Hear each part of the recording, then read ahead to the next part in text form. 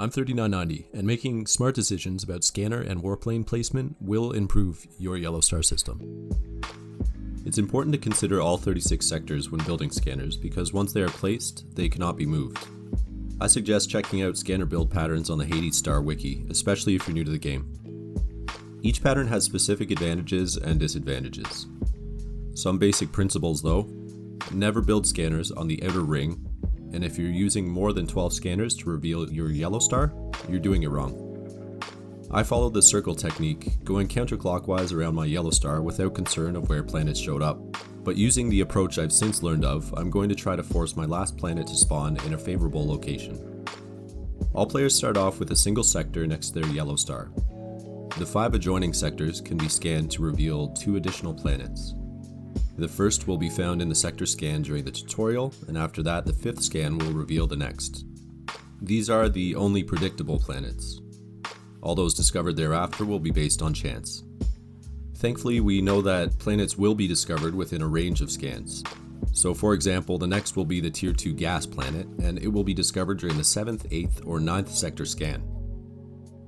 The 7th scan has a 33% chance of populating the sector with a planet. The 8th has a 50% chance, and if both have returned empty sectors, then the 9th scan will reveal the new planet. Knowing this, it's possible, with some luck, to cluster planets close together, which is good for efficiency. So if I did the first 2 scans and found nothing, I could do the 3rd scan to put my planet in a good location.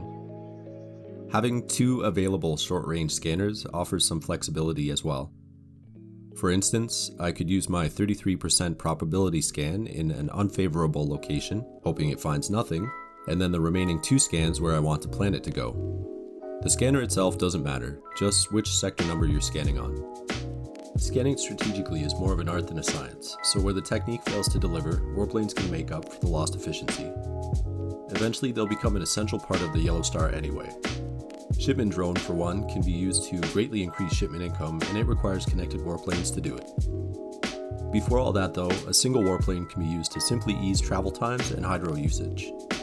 To better the results, make sure to place the warplane hub as close as possible to the 6 o'clock position of the planets being linked.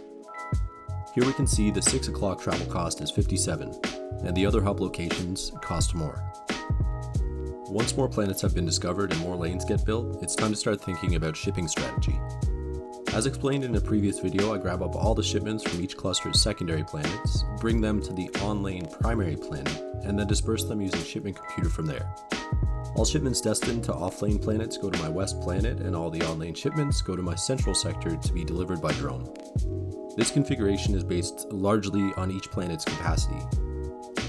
Each primary planet needs sufficient storage capacity to be able to hold the shipments coming from the secondary planets.